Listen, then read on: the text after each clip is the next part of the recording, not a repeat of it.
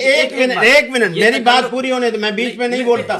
میں مجھے 100 مقام نہیں بولنے دوں گا. 100 مقامات ایسے آئے کہ میں اعتراض تھا لیکن نہیں بولا. پی کے بیٹھ. اچھا خالد بن ولید میں نے کیا اپنی باری پہ بولوں گا. جی جی ٹھیک ہے. تو حضرت عمر فاروق رضی اللہ تعالیٰ عنہ روضہ رسول پہ نہیں گئے. کوئی بھی صحابی جب بھی کوئی ضرورت پیش آتی کسی بھی روضہ رسول پر یا کسی صحابی کی قبر پر جا کر نہیں مانگتے. پھر قرآن مجید کہتا ہے وَلِلَّهِ الْأَسْمَاءُ الْحُسْنَى فَادْعُوهُ بِهَا. ارے دنیا والو، اللہ کے اتنے خوبصورت نام ہیں، ان ناموں کے ذریعے اللہ کو کیوں نہیں پکارتے ہو؟ اللہ کو پکارو. وَلِلَّهِ الْأَسْمَاءُ الْحُسْنَى فَادْعُوهُ بِهَا. اور جیسے مثلا مجھے رحم چاہیے اللہ کا، میں کہوں یا رحمان ارحمنی، سبحان اللہ، اے رحمان، اس کی وہی صفت اور اس کے مطابق. مجھے گناہوں کی بخشش چاہیے، کوئی اعتراض نہیں اے غفار میرے گناہوں کو. بے شک ایسے ہی، یا اللہ مجھ سے بڑا گناہگار کوئی نہیں تو تجھ سے بڑا غفار بھی تو کوئی اعتراض نہیں.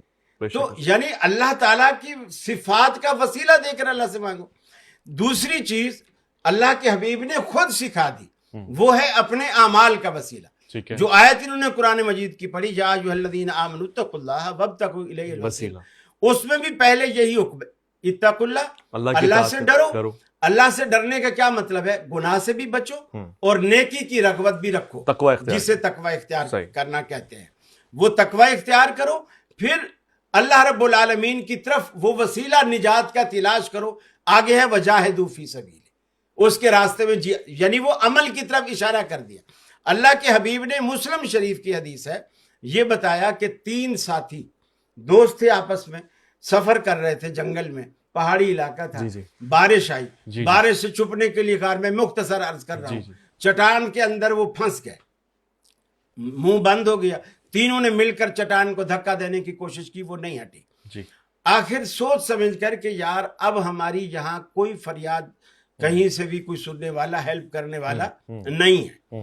اب انہوں نے خیال آیا کہ ایسا کرتے ہیں ہم میں سے جس نے بھی کبھی زندگی میں جو اعمال نیکی ہے نہیں کوئی نیکی صرف اللہ کے لیے کی ہو. صحیح، ہم نیکیاں کچھ دکھاوے کی بھی تو کرتے ہیں، ایسے ہی ریاکاری ہوتی ہے. کوئی نیکی جو تم نے خالصتاً اللہ کے لیے کی، وہ آج اللہ کے آگے رکھو اور اسی کا اللہ رب العالمین سے کہو کہ اللہ اگر تیری جناب میں میرا یہ عمل قبول ہے تو اس کے بدلے میں ہمیں اس مصیبت. وہ واقعہ سن رہے کہ تھوڑا تھوڑا پتھر ہلتا رہا اور پھر جگہ نجات پا گئے. بالکل یہ بھی ایک شکل ہے.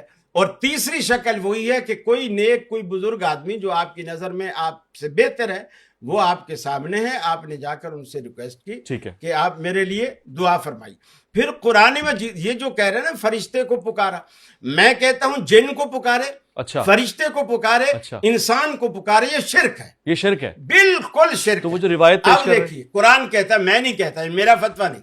ان الذین تدعون من دون اللہ، جو لوگ اللہ رب العالمین کے سوا کسی کو بھی پکارتے ہیں، لن یخلقوا ذبابا، ارے تمہاری مدد کیا کریں گے، وہ تو مکھی بھی نہیں بنا سکتے. پھر فرمایا یہ کسی ایک پیر فقیر کی بات نہیں ہے. ولا وجتمعوا لہ، اگر ساری کائنات کے یہ جتنوں کو بھی تم کرنے والا سمجھتے ہو، اگر ساری کائنات کے لوگ بھی یہ جمع ہو جائیں تو پھر بھی وہ مکھی نہیں بنا سکتے. پھر فرمایا ان کی کمزوری کا یہ عالم ہے، مکھی بنانا تو دور کی بات ہے. فرمایا اگر مکھی ان کی، میں کہوں گا کہ حلوے کی پلیٹ سے اگر سوجی کا ایک دانہ اٹھا کر اپنی منہ میں لے کر اڑ جائے تو فرمایا لن یستنقذوہ منہ، یہ اس سے وہ سوجی کا دانہ بھی واپس نہیں کر سکتے. بے شک ایسی. ضعف الطالب والمطلوب، فرمایا جس سے چھینا جا رہا ہے وہ بھی کمزور، جو چھین رہا ہے وہ بھی کمزور، جس کو اللہ کے سوا پکارا جا رہا ہے وہ بھی کمزور، جو پکار رہا ہے وہ بھی کمزور. ٹھیک ہے.